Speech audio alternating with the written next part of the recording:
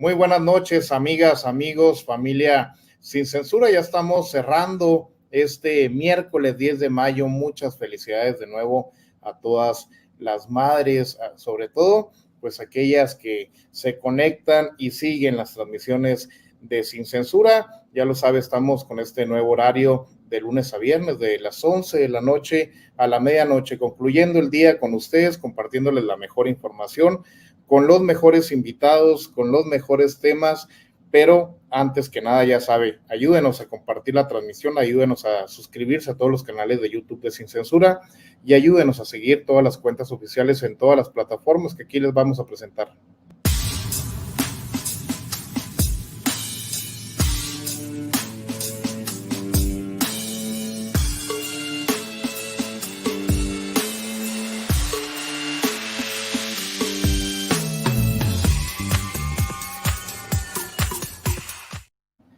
Y ya están en este diálogo sin censura nuestros queridos amigos Jorge Luis Álvarez Santana, el cubano. Buenas noches, cubano.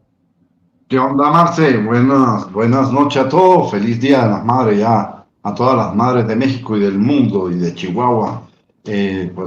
Aquí listos para tirar los trancazos que tenemos que tirar diariamente. Y saludo a todos mis compañeros de la mesa. Buenas noches a todos. Buenas noches, Cuba, bienvenido. Ramiro Padilla, bienvenido, buenas noches. ¿Qué tal? Buenas noches, un saludo, un gusto compartir aquí con mis compañeros, con el gran poeta Jorge Luis. Bienvenido, Ramiro. Y también, pues ya se integra a esta mesa nuestro querido amigo Miguel Martín Felipe Valencia. Bienvenido, Miguel Martín. Gracias, Marcelino. Pues un gusto estar hoy en el Día de las Madres, acompañado pues también de estos, sobre todo un impresentable que anda por ahí. Y qué bueno que coincidimos esta vez. Pues en el Día de la Madre hay quienes no tienen madre, querido Ramiro. La Suprema Corte de Justicia de la Nación sigue representando la verdadera oposición en nuestro país, sigue siendo el verdadero contrapeso del presidente López Obrador. Y ayer, pues el presidente lanza esta propuesta de fortalecer los trabajos rumbo al Plan C, ese que consiste en poder lograr la mayoría calificada en el 2024 en el Poder Legislativo, no darle ni un voto a la oposición, al conservadurismo, pero también ayer veíamos pues al impresentable de Ricardo Monreal tratando de reivindicarse con la militancia del movimiento, porque tuvo algunas buenas intervenciones en el Senado de la República y también presentó una lista de los privilegios que gozan los ministros de la Suprema Corte de Justicia de la Nación. Entre ellos, pues aquí vemos sueldos superiores a los 297,000 pesos mensuales, aguinaldos de más de $500,000 de pesos, primas vacacionales de 100,000 pesos, un fondo para comer en restaurantes de lujo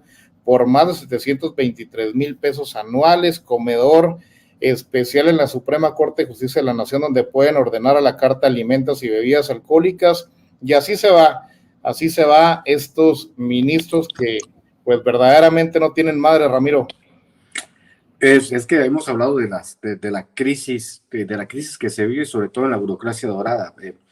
Me pongo a pensar, ¿no? En esta circunstancia en la que viven, en la realidad paralela en la que han vivido los de la burocracia dorada en México, de espaldas al pueblo. De hecho, si uno calcula los salarios, por ejemplo, un ministro de la Suprema Corte de México con ingresos infinitamente inferiores a un ministro, con un Producto Interno Bruto infinitamente inferior al de Estados Unidos, un ministro de la Suprema Corte de México gana casi el doble que un ministro de la Suprema Corte en Estados Unidos. O sea, tendrían que medir, no sé si en UMAS o en salarios mínimos, de acuerdo a las capacidades económicas del país, el sueldo de los funcionarios, y por eso el presidente se cortó a la mitad del salario, porque pues así tendría que hacer. Un ministro de la Suprema Corte de Justicia tendría que ganar por ahí de 100,000 pesos al mes, 120,000 pesos máximo, de acuerdo a la economía del país. Pues lo que plantea, sí, o sea, de repente al pobre de Monreal, porque se le acabó la capacidad de negociación y de manipulación, ahora se tiene que radicalizar. Imagínate, has sido senador por casi 5 años y ahora sí te andas haciendo el radical, cuando eso tendrías que haber hecho desde el principio. Imagínate si Monreal hubiese sido así de agresivo con todos desde el principio, pues ahorita fuera un candidato bastante fuerte a la presidencia de la República, en vez de andar jugando a sus enjuagues por lo oscurito, ¿no? Entonces, en este sentido, la Suprema Corte de Justicia deben de entender que son nuevos tiempos y que sí, que así como se habla de pesos y contrapesos, también el Poder Legislativo es un contrapeso para el Poder Judicial. Y eso es lo que están diciendo. Y me gustó lo que dijo Monreal, a pesar de que el 99% de las veces estamos en desacuerdo con lo que dice, lo que dijo ayer estaba bien. O sea, el poder Legislativo debería llamar a comparecer a la presidenta de la Suprema Corte para que explique, ¿no?, el sentido de sus decisiones. Porque también esta parte es muy interesante a mis compañeros Jorge Luis, a Miguel, a ti, Mauricio, Marcelino, perdón, esta parte es muy interesante. Es el Poder Judicial le está diciendo al pueblo de México que no somos lo suficientemente maduros para construir mayorías y que es deber como ellos, de ellos como buenos padres, de ajustarse, de ajustar las cosas que no les convengan, en este caso el plan B, porque el plan B puede ser pues obviamente un paso adelantado al plan C también. El plan C pues se va a ejecutar siempre y cuando haya un diseño electoral apropiado de los partidos de la coalición para tener la mayoría que se requiere. Pero también ese también es un llamado de atención para el partido gobernante en tratar de cubrir esos huecos para impedir en el futuro que la Suprema Corte de Justicia les tumbe sus planes, ¿no? Tiene varias aristas, pero están muy interesantes. De acuerdo, Ramiro. Y Miguel Martín, pues sí, ya de manera muy tarde Ricardo Monreal radicaliza su discurso, su posición dentro del Senado, pero pues también exhibe los excesos con los que viven los ministros de la Suprema Corte de Justicia de la Nación, a costa obviamente pues del pueblo de México. Miguel Martín. Pues concuerdo con Ramiro en lo que dice, ¿no? Si Monreal hubiera tenido esa tónica desde antes, pues sí sería un activo importante, ¿no? Estaríamos hasta todavía más tranquilos con una corcholata segura más dentro del abanico que tiene el presidente. Y pues sin embargo ha jugado a la tibieza, ¿no? Ha jugado a la indefinición, ha jugado al coqueteo con la derecha, pero pues en este particular, pues qué bueno que él lo visibiliza y qué bueno que se hace de dominio público y que pues aparte no tienen cómo refutarlo, ¿no? O sea, estamos hablando de prácticamente, nos dice aquí, 73 mil millones al año, prácticamente. Nos cuesta, me parece que es cada ministro, no, es por toda la Suprema Corte, perdón, es por toda la suma de estas prebendas que tú nos enlistabas, de todos los ministros. Pero fíjate, es oneroso y mucha gente, pues, supongo que igual ya lo sabía, pero nosotros, o más bien el pueblo, concede mucho, tiene muchas concesiones, para aun cuando ve que hay algo así oneroso, porque dirá, bueno, pues sí es insultante que alguien gane todo eso, pero pues al menos está cumpliendo, al menos funciona. El caso es que no funciona. Eso lo hace más urgente de precisamente revisarse, de reformarse.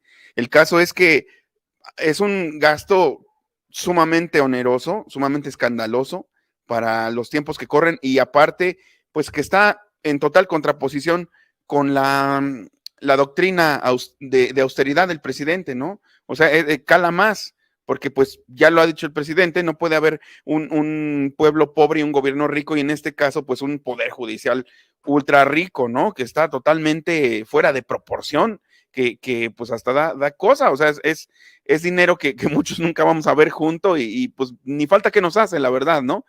Pero fíjate qué curioso, el PRI se funda en 1929, ¿no? Con base en el partido bolchevique, tomando como modelo al partido bolchevique precisamente, al que se erigió como el partido gobernante con la ideología marxista en la Unión Soviética. Y Soviet significa agrupación de trabajadores, Soviet es sindicato. La fuerza principal del PRI estaba en los trabajadores, en las bases, en la gente de hasta abajo que era favorecida con ciertas prebendas para que le dieran fuerza al partido. Empieza el neoliberalismo, empieza la etapa neoliberal, se desconoce el sindicalismo, se empiezan a privatizar las empresas, se empiezan a extinguir los sindicatos, pero lo que no se extingue y lo que queda sin tocarse es precisamente la burocracia dorada.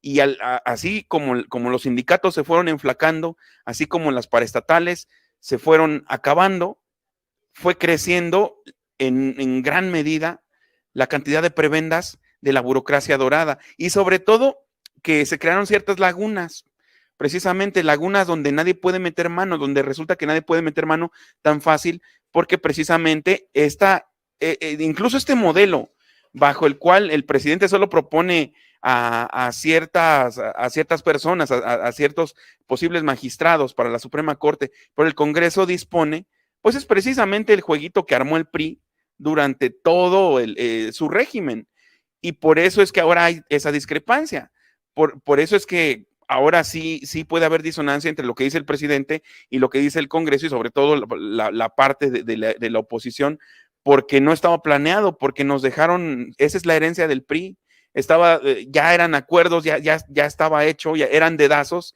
que solo lo suscribía el Congreso por puro protocolo. Pero por eso precisamente no podemos todavía seguir igualmente con un orden de las cosas, con un statu quo heredado del PRI. Creo que sí, una reforma al Poder Judicial, yo creo que sí hace pertinente hoy más que nunca que la gente los pueda elegir, como en muchos otros países. Es más, por ejemplo, pues los panistas que ven a Estados Unidos como si fuera el gran modelo a seguir, pues ahí se elige a los ministros, a los jueces, tan sencillo como eso. Va a ser muy difícil, pero yo creo que, bueno, en corto plazo, pero sin duda es de las cosas que urgen, porque hay que deshacer sistemáticamente la herencia del PRI, sobre todo esa herencia lacerante para el pueblo, y creo que esto pues ya se vio que es urgente, ¿no? Jorge Luis Álvarez Santana, parafraseando el comentario de Miguel Martín, pues el pueblo les paga una millonada a los ministros de la Suprema Corte de Justicia de la Nación, y esos trabajan pues para chingar al pueblo, es lo que han estado demostrando. Así es, el pueblo está pagando para que lo chinguen. Y mira, vi una frase hoy en un medio que decía: el respeto a la división de poderes es la paz. Y de verdad que sí, está muy buena. Está muy buena. Hoy diría: el respeto a la división de poderes es la conservación de los dientes. De verdad, lo que está haciendo la Suprema Corte de Justicia es un asalto a un poder que es autónomo, está metiéndose y a enseñar, a corregirle la plana al Congreso, cosa que es violatoria. Yo estuve viendo hoy en la tarde lo de Monreal. Fue muy buena su participación, de hecho hay que reconocerlo, debatiendo es una bestia, pero es una persona a la que no se puede confiar. Es traidor son, y ahorita creo que después de la reunión con el presidente hubo un cambio, como que le apretaron las tuercas al tipo porque se puso radicalón, pero ya no le alcanza para llegar a ser de los posibles elegidos. La Suprema Corte de Injusticia de la Nación es la primera en violar la Constitución. La Constitución dice que nadie puede ganar más que el presidente. Si de veras me puse a ver los 40 puntos que dijo Monreal y es vergonzoso que le paguemos hasta los lentes a la familia de los magistrados, que le paguemos los teléfonos celulares, que les paguemos las cuentas a los teléfonos celulares con minutos infinitos, pueden gastar lo que le dé la gana, que además le paguemos 2 camionetas Suburban blindadas y que al final se la puedan quedar y llevárselas a su casa y no le costó nada, que tengan vacaciones, que tengan privilegios en los aeropuertos, salas especiales para ellos en el aeropuerto, salas especiales a la hora de sacar sus pasaportes, y todas no pagan caseta, los niños tampoco. Entonces, ¿de qué se trata? Son virreyes, son reyes, son omnipotentes.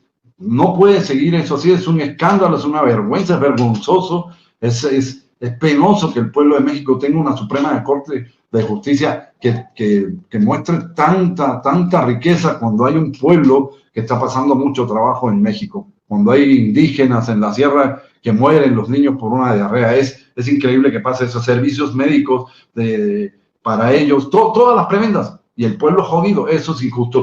Lo justo, y como he dicho varias veces, el poder legislativo lo elige el pueblo, y el poder y al presidente lo elige el pueblo. Y a los únicos que no eligen nadie es a la Suprema Corte, a los ministros de la Suprema Corte, y tienen todo el poder para desmadrar lo que decidieron los que son elegidos por el pueblo, los que son la voz del pueblo. Es decir, la Suprema Corte de Justicia está en estos momentos yendo en contra de la voluntad del pueblo.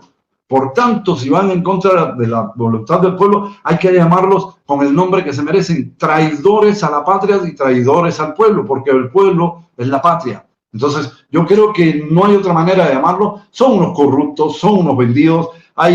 Tiene un fideicomiso de 20,000 millones de pesos que lo pueden manejar a sus gustos. De hecho, estuve viendo un programa donde dicen que hay desviaciones de billetes y es posible, chismes de las redes, de que le hayan pagado a los ministros hasta 200 millones por tumbar el plan B. Entonces, de ellos podemos empezar a esperar cualquier cosa. Alguien que acepta todas estas prebendas es un inmoral, es una persona que no tiene vergüenza, que no puede pararse frente al pueblo de México que está pasando tantas carencias y que pasó muchas carencias en la pandemia, a decirle lo que tiene que hacer. Es una vergüenza. Pero además se retiran con su sueldo, que esto es lo que más encabrona, de veras, te pone la sangre a hervir.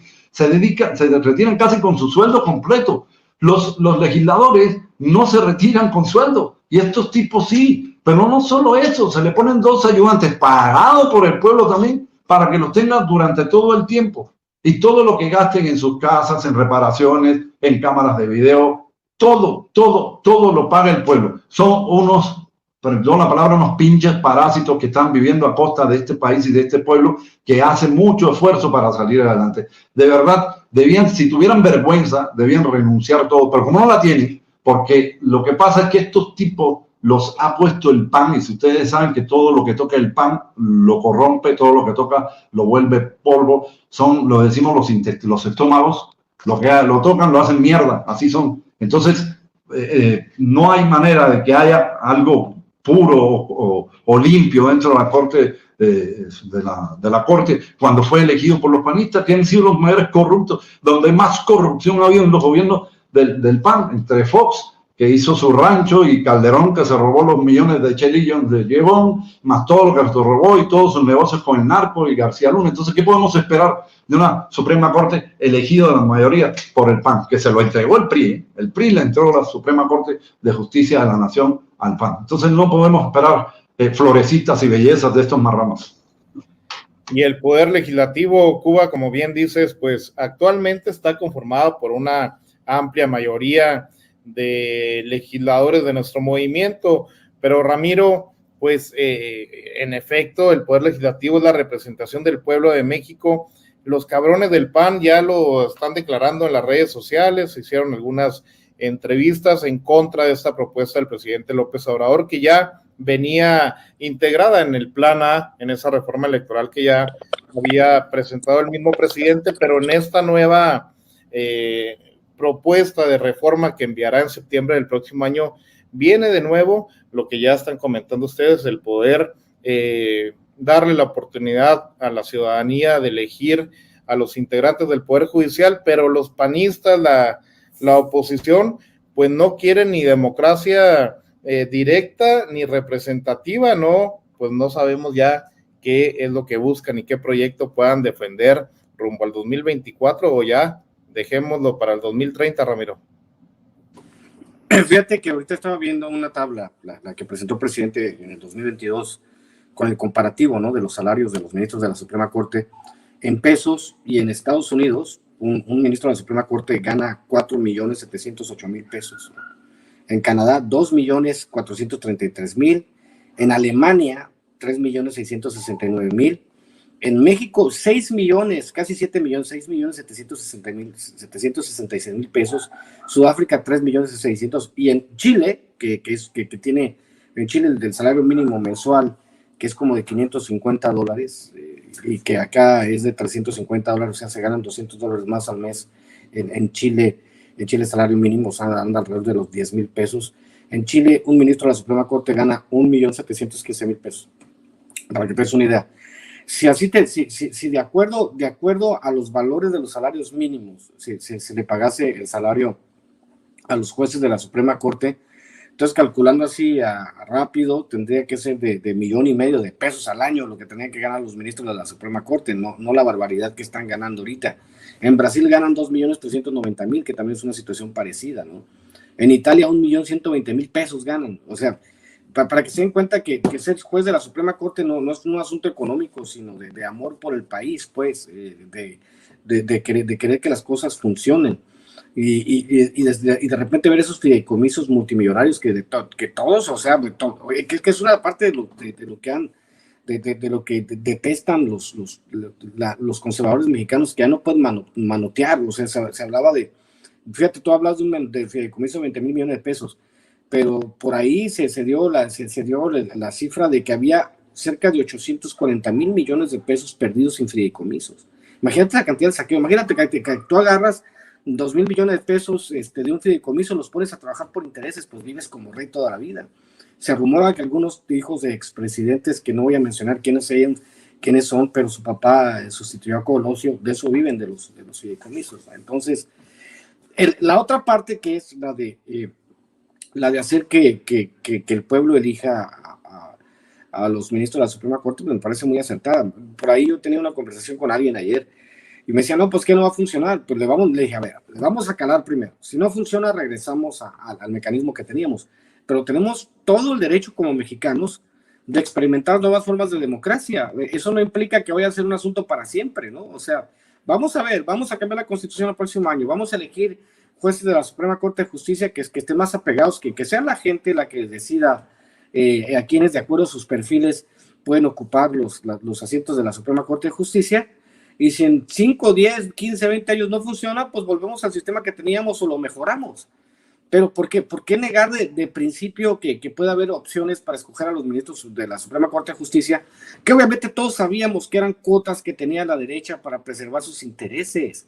Acuérdense cuáles fueron sus fallos. Y si hiciéramos ahorita mismo, si a alguien se le ocurriera desde el gobierno, desde el periodismo, hacer un análisis de los fallos históricos de la Suprema Corte de Justicia, nos encontraremos con un montón de sorpresas, porque pues el presidente decía, a ver, cabrones, me van a mayoritear esta pinche ley, vamos a privatizar Pemex, y entonces obviamente la Constitución dice que no lo puedes, que no puedes privatizar, porque venía la Constitución, sí, pero la modificamos. Modificaron más de 500 veces la Constitución. ¿Cuántas de esas 500 veces que modificaron la Constitución en México enfrentaron una resistencia álgida y fuerte de la Suprema Corte de Justicia? Deberíamos empezar a hacernos esas preguntas, mi querido Marcelino.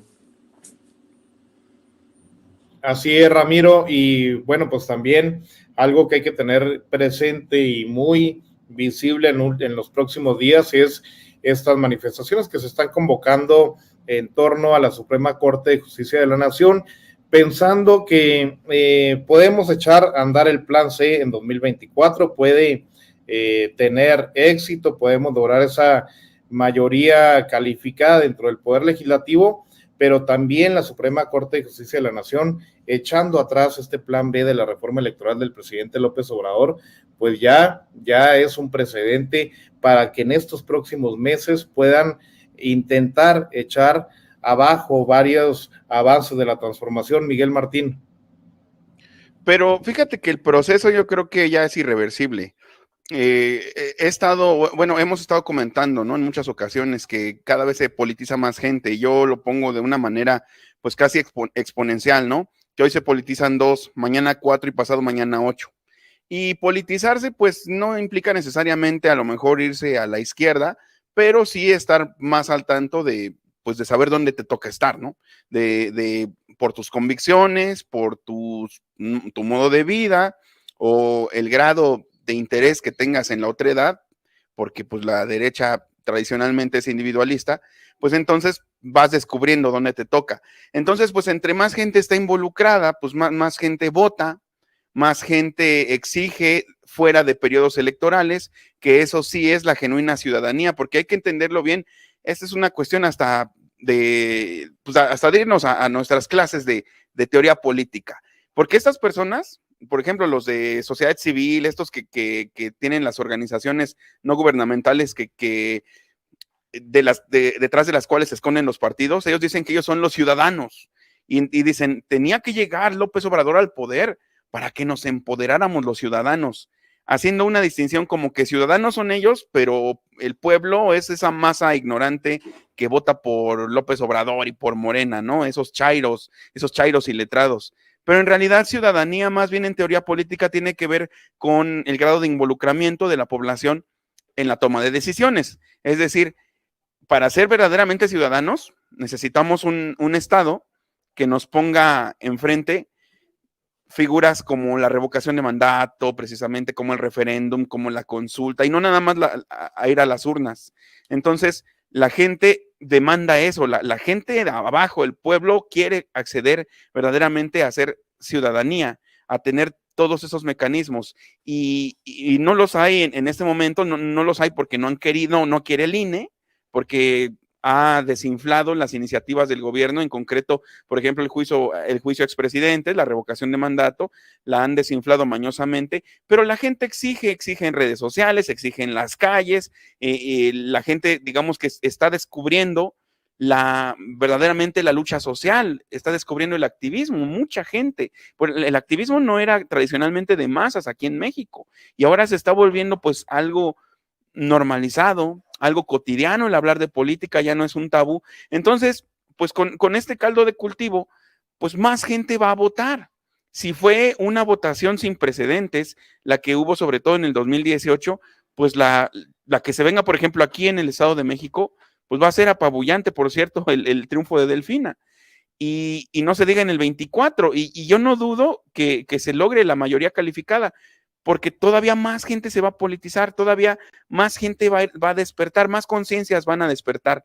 Entonces, me parece que eso sí se va a lograr, y lo que tienen que hacer ahorita, porque es lo que les toca dentro de su orden de ideas a las personas de la oligarquía, a las personas de la derecha, pues es defender lo que puedan, es ponerle las trabas que puedan al presidente, a los trolls de Twitter, insultarlo a más no poder, a gente de los emprendimientos propagandísticos como Loret de Mola o como Alasraqui, pues meterle todos los infundios posibles al presidente disfrazados de grandes investigaciones periodísticas, y pues así va a seguir esa maquinaria, pero es una maquinaria que ya es marginal, ya es bien chiquita, comparada con esa masa que ellos no querían que se politizara.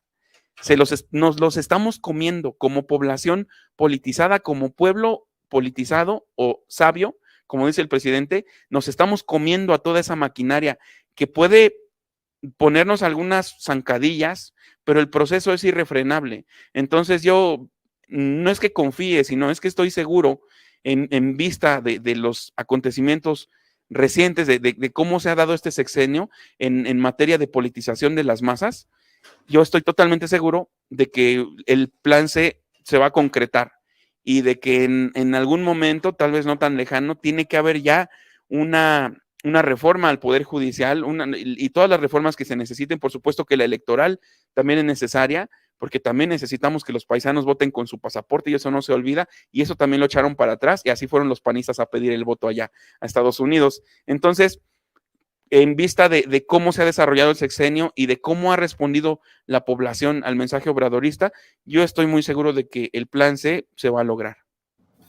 Así será, Miguel Martín. Y Jorge Luis Álvarez Santana, corremos el riesgo de que previo al 2024, pues la Suprema Corte de Justicia de la Nación, como lo hizo con la primera parte del plan B de la reforma electoral, busque tumbar algún avance de la Cuarta Transformación. Cubano.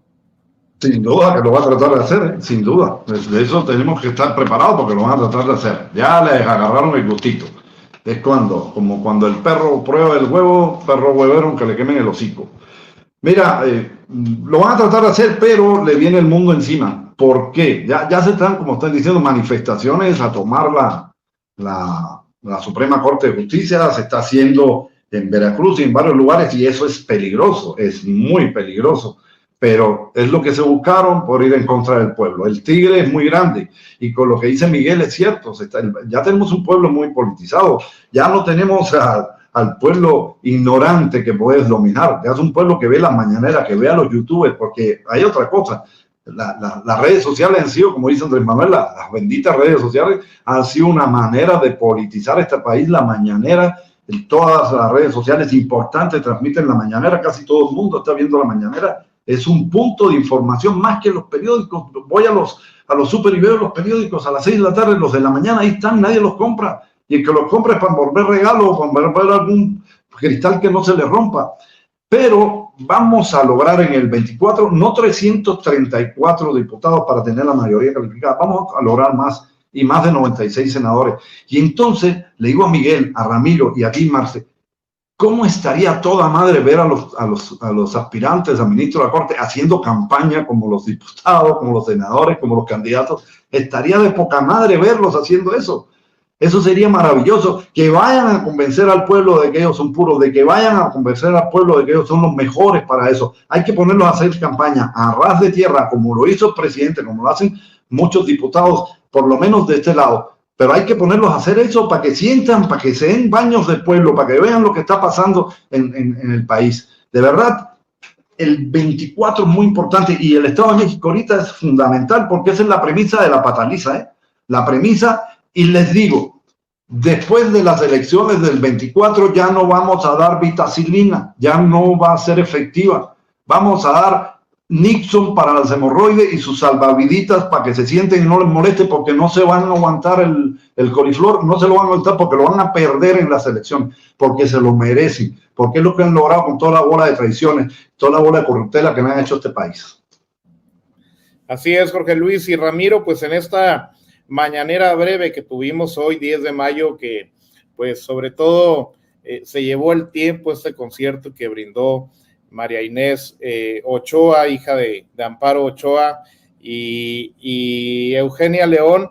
Pues el presidente López Obrador trató también el tema del corcholatismo. Sabemos que se ha relajado un poquito el ambiente en los equipos simpatizantes de cada una de las corcholatas, pero pues este ambiente va a ir agarrando calor con el pasar del tiempo y el presidente López Obrador pues respondió a la pregunta de una de las periodistas presentes donde pues se le consultaba sobre estas declaraciones de Marcelo Ebrard, que ha estado pues inconforme en el proceso que se ha ido librando dentro del movimiento, y el presidente pues abstuvo sobre las declaraciones de Marcelo y manifestó que era importante que todos se expresen y que todos pues terminen en una unidad que al final de cuentas pues va a beneficiar a todo el pueblo. Ramiro.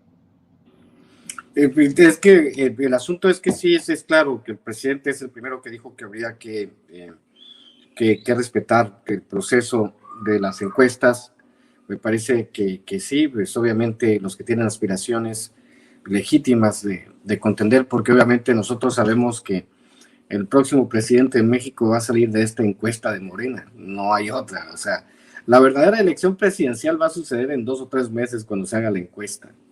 Eso ya lo sabemos todos. Las intenciones de voto están totalmente y desproporcionalmente a favor de Morena, de que siga el proyecto. Entonces, pues sí, pues el presidente pues obviamente tiene que meter las manos, seamos sinceros, él construyó ese partido, él lo creó junto con un puñado de leales, y ya después hubo esta suerte de superchapulinismo donde todo el mundo miraron que los pastos en Morena estaban más verdes y pues todos saltaron.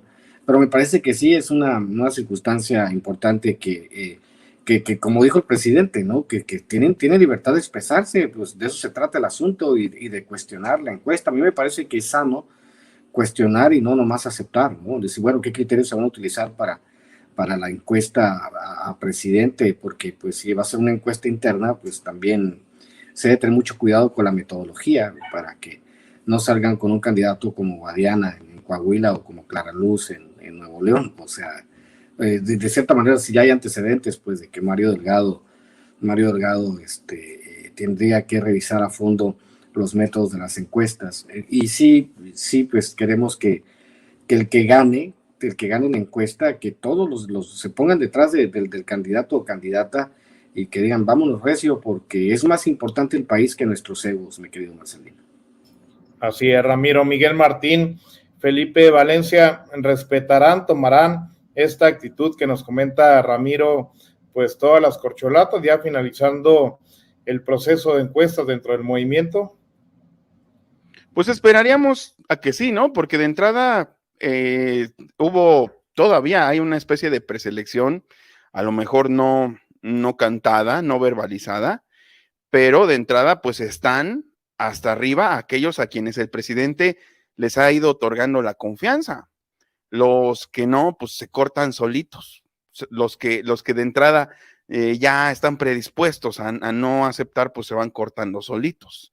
Entonces, el presidente yo creo que les pone ahí el tablero, las reglas del juego, y sabe de antemano, o sea, lleva muchísimo tiempo en particular, sobre todo trabajando y sufriéndola con Claudia Sheinbaum, con Marcelo Ebrard, con Adán Augusto.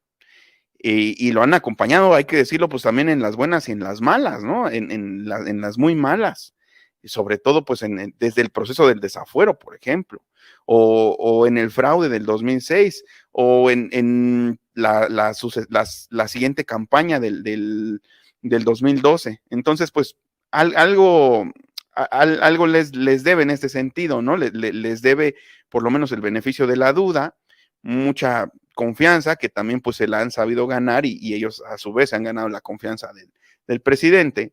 Entonces, pues lo que tenemos que esperar es que no den, también por dar una imagen, porque cualquier cuestión que haya de discrepancia, de cualquier berrinche, cualquier no aceptación de los resultados, es que todo eso es carnita para la derecha.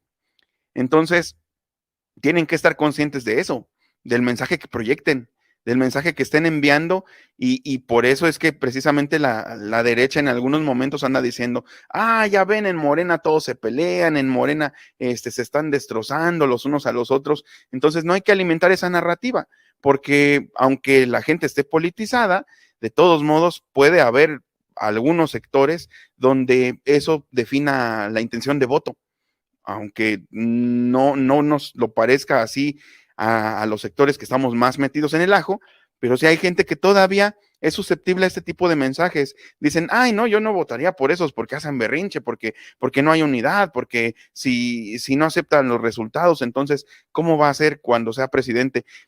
Todos esos criterios operan. Entonces yo digo que por el bien del propio movimiento, pues hay que abandonar los egos. No quedaría de otra. Hay que abandonar los egos en pro del movimiento, cosa que el presidente ha hecho.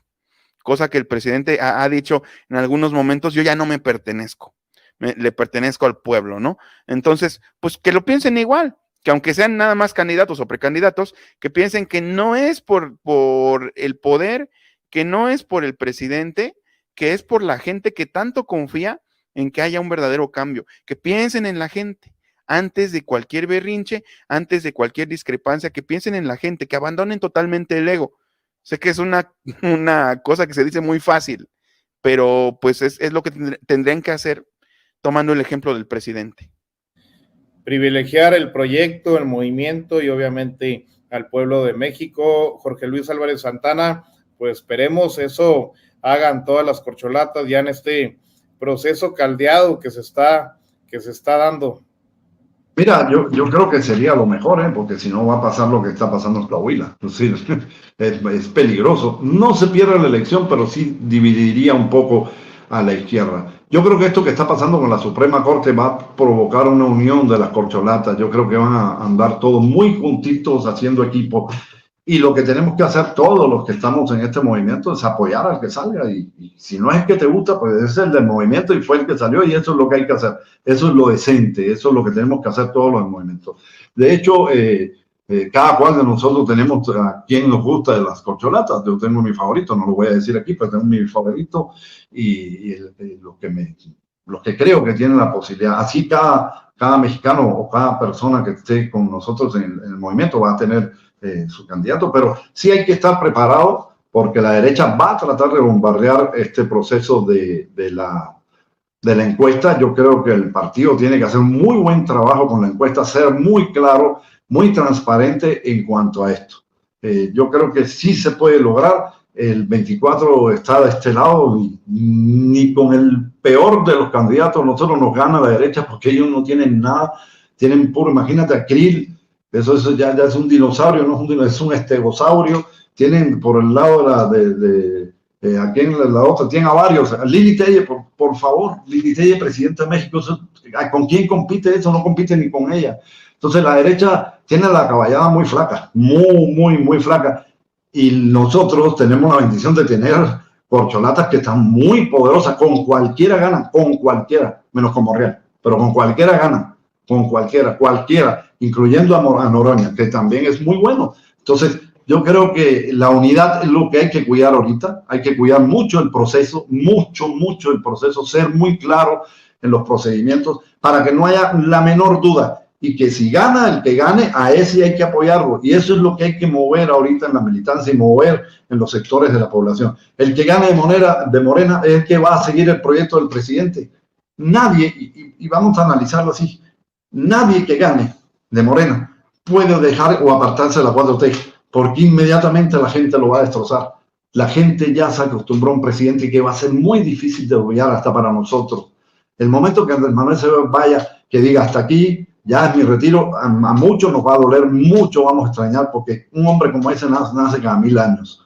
Un hombre como ese presidente que ha puesto el ejemplo, que ahorita tiene una popularidad que es brutal, que está considerado uno de los mejores presidentes del mundo. Hoy, señores, hoy el peso está a 17.71 por dólar. Increíble, la moneda más fuerte del mundo. Es más, le está ganando al oro.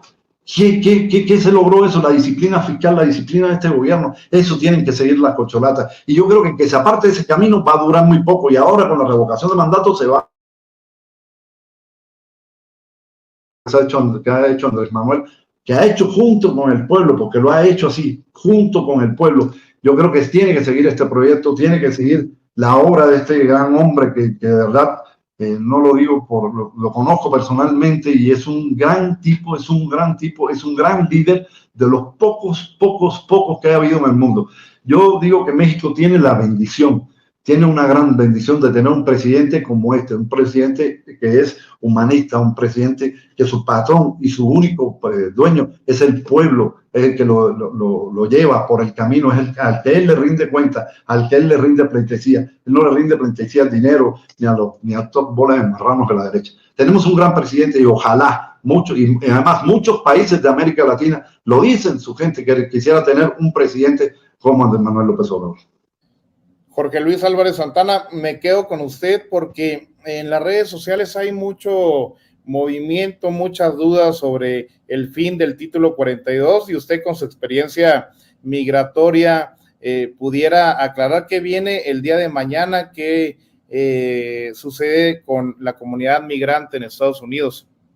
Mira, mañana 12 del día se va del aire el título 42, que fue pues una medida tomada durante la pandemia para evitar el tráfico de inmigrantes dentro de Estados Unidos y que se transmitiera la enfermedad. Lo que pasaba es que entraban, los detenían, le iniciaban un proceso migratorio, ya sea de asilo político o de lo que quisieran, y los regresaban a México, y aquí en México esperaban en la frontera su proceso y que le llamaran para acceder a la residencia o lo que le fueran a dar o a la negación. Ahora con esto, eso se acabó. Entonces, ya no se quedan en México, ya ahora pueden esperar su proceso migratorio dentro de Estados Unidos. Ahí viene la bronca, porque con el título 42 más o menos se frenaban porque no querían estar en México. Ellos quieren, su idea es estar en Estados Unidos. Pensaban que se iban a bloquear aquí en México, no iban a poder Estados Unidos. Ahora no, ahora ellos pueden pasar, cruzar y llegar con polleros, que esto de verdad va a ser muy trágico. Se ve muy trágico. Está saliendo una caravana de 5,000 migrantes y van a venir muchas más y van a esperar el proceso dentro de Estados Unidos. De hecho, ahorita hay una crisis muy fuerte en las ciudades fronterizas. En Ciudad Juárez hay 37,000 migrantes. Sí, y el Paso, Texas está lleno de migrantes, calles enteras de migrantes durmiendo en las banquetas. Esto puede provocar una tragedia porque ya se están activando los grupos de ultraderecha xenofóbicos y racistas de Estados Unidos y más en Texas, que el primero que es un xenofóbico es el idiota que tienen de gobernador. Entonces puede haber tragedia, puede haber ataques, ya hubo un atropellamiento de migrantes y sí, ya es un problema ya es una crisis humanitaria lo que está pasando en la frontera y se puede endurecer y se puede poner peor, mucho peor. Ramiro Padilla, para ir cerrando, pues el presidente López Obrador informó que el día de mañana dará los detalles completos de la reciente llamada que entabló con el presidente Joe Biden, pero ¿qué podemos esperar de esta nueva conversación? Se veía muy optimista el presidente de la República, hablaron del tema de migración, adelantó ese tema que está relacionado también con lo que nos está comentando el cubano, pero también pues de lo que hemos estado conversando a través de estas semanas, el tema del tráfico de drogas, específicamente el tema del fentanilo, que ya el presidente López Obrador, para empezar con ese cargamento chino, pues les va, que denunció también con el gobierno de China, pues les va tapando la boca a los gringos, Ramiro. El fenómeno de la drogadicción es complejo, el fenómeno de la migración también, aunque están de cierta manera relacionados, no lo están mucho.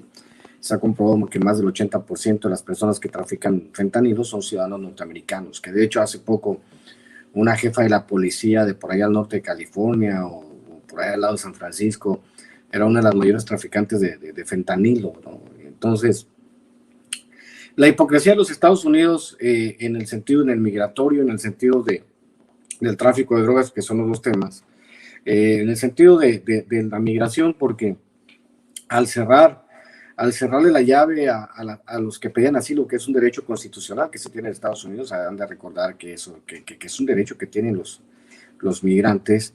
Al cerrar, lo único que hicieron fue exacerbar el problema y que se acumularon más migrantes de los que pueden procesar. Básicamente es eso lo que está sucediendo.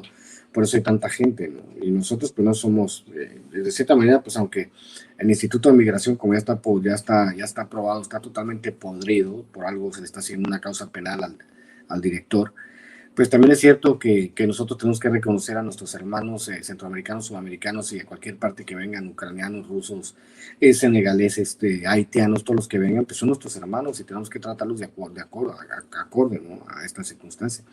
A mí lo que me llama mucho la atención es que los norteamericanos son súper expertos, conocen, arman series en streaming, depositan un montón de información acerca de los carteles mexicanos, pero nadie habla de cómo hay como 60 millones de adictos en Estados Unidos y qué sucede con los carteles en Estados Unidos, ¿no? Entonces, por lo regular, en echarle la culpa a los demás, esta gigantesca falta de, o esta gigantesca hipocresía, ¿no?, de los norteamericanos ante un problema que ellos crearon, porque al final de cuentas también, si nos vamos a las capas más profundas del análisis, tendríamos que entender que en Estados Unidos obviamente hay una circunstancia en la cual una sociedad postindustrial o postcapitalista produce una alta concentración de drogadicción. ¿Por qué? Pues por el sistema que ellos desarrollaron, donde hay más de 500 millones de pocianos durmiendo en la calle todos los días. Pues uno se pregunta, ¿no?, ¿qué pasa con eso, mi querido Marcelino? Pero creo que el presidente tiene razón, porque tiene las ideas bastante claras de lo que se tiene que hacer con el país, ¿no?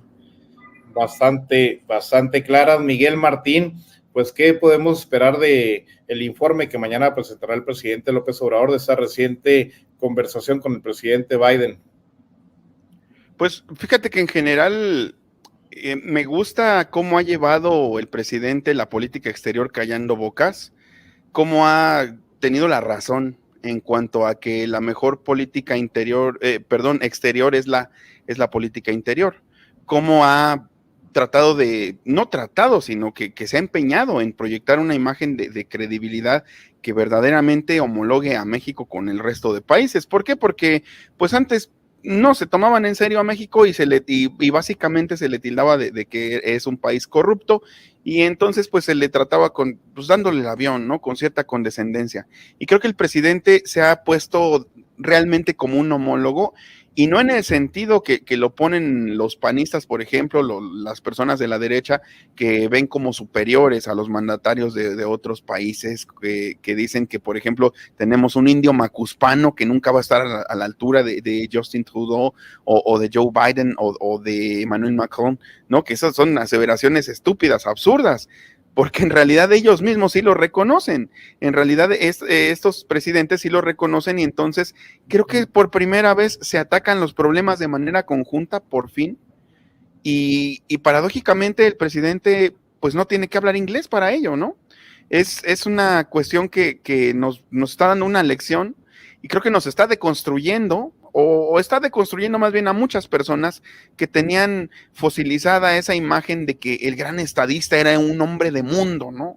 Y eso de hombre de mundo lo enfatizaban porque tenía que ser viajado, estudiado en grandes universidades, y sin embargo el presidente no tiene que hablar inglés, no tiene que impresionar a ningún mandatario de ningún país, sino que creo que lo que los impresiona precisamente, pues es su liderazgo, es su dominio de las situaciones del país, y por eso es que yo sí creo que el presidente sí trabaja en conjunto con Joe Biden. Yo sí me lo creo porque creo que es la primera vez que sucede. Nunca me creí que los presidentes estadounidenses trabajaran en conjunto con los mexicanos, ¿no? Y miren que, acuérdense de ese episodio del Come si te vas, de donde quiso quedar bien con George Bush, Vicente Fox, en una cumbre de Monterrey, a través de correr a Fidel Castro, que es un referente a nivel mundial, un referente histórico, ¿no? ¿Qué clase de referente es a estas alturas? Por ejemplo, ninguno de los George Bush, ninguno de los Bushes es referente más que para cuestiones negativas, ¿no? Nefastas. Y sin embargo, por quedar bien con un presidente gringo, y yo les aseguro que ni lo peló a Fox. Entonces, a mí me parece que lo que salga de estas reuniones, de estas pláticas, yo creo que todo será para bien y para seguir recomponiendo el camino. Todo esto ayuda para recomponer el camino, porque también todo ese pasado de desatención al migrante que hubo precisamente en el régimen anterior, pues lo estamos sufriendo de cierta manera, lo está sufriendo el presidente, pero aún así está lidiando con ello de una manera pues bastante gallarda, bastante elegante, y les digo, habiéndose ganado ya por fin la credibilidad, proyectando otro tipo de imagen, y como les digo también, paradójicamente, sin proyectarse como hombre de mundo y sin hablar inglés, con la pura honestidad y seriedad por delante, es como el presidente por fin se está homologando con los presidentes gringos. Miguel Martín, muchas gracias por tu análisis, por habernos acompañado esta noche. ¿Dónde te encontramos en redes sociales? Claro que sí, Marcelino, muchas gracias. Pues me encuentran en mi canal Al Aire con Miguel Martín, que tiene el Colibrí, donde transmitimos, por cierto, el lunes literario con Ramiro Padilla, que aquí anda visitándonos, o más bien yo estoy visitándolo a él en esta mesa. Tenemos los lunes literarios, ya saben, tenemos pues cuestiones mucho de política, obviamente, también de historia y también de lingüística. Entonces, pues suscríbanse a mi canal Al Aire con Miguel Martín, que esta semana cumplió 3 años. También pueden leer mis escritos de política y de cultura en Regeneración MX, que esta semana vamos a hablar de algo que titulé El país de los licenciados, que tiene que ver con precisamente cómo concibe a la gente preparada, ¿no? A los políticos, mucha de la gente a la hora de votar. Y también voy a hablar sobre Charly García, voy a escribir sobre Charly García, el músico argentino. También me pueden encontrar en Twitter como @MiguelMartinfe, en Facebook como Miguel Martín Felipe Valencia, y adquirir mi libro La Primavera Digital Mexicana, que se encuentra en Amazon si están en Estados Unidos, o por mensaje directo en redes si están dentro de México. Pues muy bien, muchas gracias, Miguel Martín. Jorge Luis Álvarez Santana, cubano, ¿dónde te encontramos en redes sociales? En Facebook en Jorge Luis Álvarez, y en el Twitter en @Jorge_Luisas, ahí para que más o menos, que yo sé que le gusta a Ramiro que lo diga, estamos repartiendo ahora salvavidas y Nixon para las hemorroides de la ultraderecha. Gracias, cubano. Ramiro Padilla, muchas gracias por habernos acompañado. ¿Dónde se suma toda la familia de Sin Censura a tus cuentas, a tus redes sociales? Bueno, pues para los que no sepan, yo soy el creador del concepto de la vitacilina, para que me den el crédito, ¿eh? Aquí estamos en @Ramiro Atondo, @Charo Ilustrado. También soy el creador del concepto de prófugos del ácido fólico, que también se hizo famoso. Hay varias cosas que me tendré que regalar, reconocer, pero bueno. Y aquí estamos, pues, a través de este espacio los miércoles a las 11 de la noche. Estamos también los martes a las 7 con el licenciado César Gutiérrez, mi ayudante, ¿no? El cabrón que siempre, mi mayordomo, porque siempre lo pongo a hablar de traje al cabrón, ¿no? Y pues nos vemos en el espacio que tenemos los lunes literarios, a través ahora ya de mi canal y del canal de Miguel Martín. Tenemos, yo creo, ¿cuántos libros tenemos, Miguel? Como 100 libros reseñados, 80, no sé cuántos. Sí, por ahí anda. Sí, que es lo que hacemos, un ejercicio que hacemos cada semana, cada 2 semanas, y pues obviamente mañana jueves a las 10 de la noche a través de mi canal voy a transmitir un rato, ¿no? Y pues ahí vamos a estar. Muchas gracias, Ramiro, muchas gracias, Jorge Luis, muchas gracias, Miguel Martín, y sobre todo muchas gracias a ustedes, querida audiencia, querida familia Sin Censura, por haber cerrado este 10 de mayo con nosotros, discutiendo pues los temas más hablados del día. Ya sabe, estamos en este nuevo horario de 11 a la medianoche. Síganos acompañando, siga compartiendo las transmisiones de Sin Censura y nos vemos el día de mañana.